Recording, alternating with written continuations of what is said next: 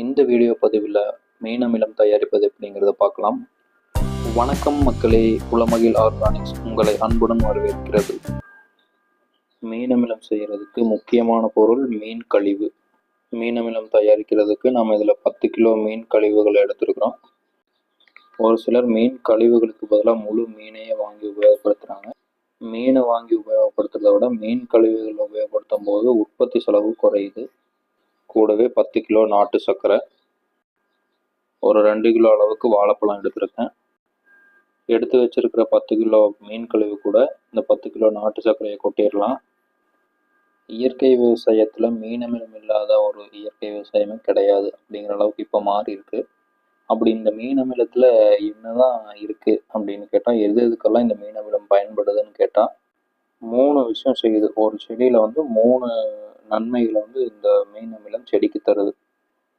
முதலாவது பயிர் ஊக்கி, பயிருடைய வளர்ச்சியை அதிகப்படுத்துது, நல்லா ஸ்ட்ராங்னஸ் கொடுக்குது பயிருக்கு. 2வது வேலை என்ன செய்யுதுன்னா, காயோடைய பூக்கிற தன்மையை அதிகப்படுத்துது. அதே மாதிரி எத்தனை பூ பூக்குதோ அத்தனையும் காயாக மாறுறதுக்கு உண்டான வாய்ப்பு அதிகமாகுது.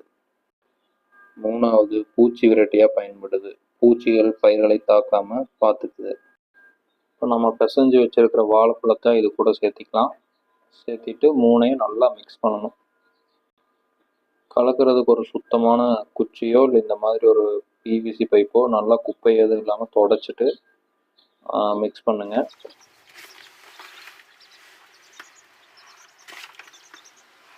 மீன் அமிலம் தயாரிக்கும் போது அந்த மீன் அமிலத்தினுடைய வெற்றிக்கே மிக முக்கியமான காரணம்ங்கிறது இந்த மீனுடைய குடல் தான் அப்படின்னு சொல்கிறாங்க. மீன் கழிவு, நாட்டு சர்க்கரை, வாழைப்பழம் இந்த 3ஐயும் நல்லா கலக்கணும். நல்லா கலக்கும் போது ஒரு பஞ்சாமிர்தம் மாதிரி பார்க்குறதுக்கு அந்த அளவுக்கு நல்லா கலக்குங்க. நல்லா கலக்குன இந்த மீன் அமிலம் மிக்ஸை காற்று போகாத அளவுக்கு நல்லா இறுக்கமாக கட்டிடணும். நான் மூடியே இருந்தாலும் எதுக்கும் ஒரு சேஃப்டிக்காக மேலே ஒரு சாக்கை வச்சு கயிற்றில் நல்லா இறுக்கி கட்டிட்டேன். 25 நாளில் நமக்கு தேவையான மீன் அமிலம் தயாராகிடும். அதை நம்ம இலை வழியாகவோ அல்லது வேர் வழியாகவோ செடிகளுக்கு கொடுக்கலாம். வீடியோவை இதுவரை முழுமையாக பார்த்து கொண்டிருந்த அனைவருக்கும் நன்றி. மீண்டும் ஒரு வீடியோவில் சந்திப்போம்.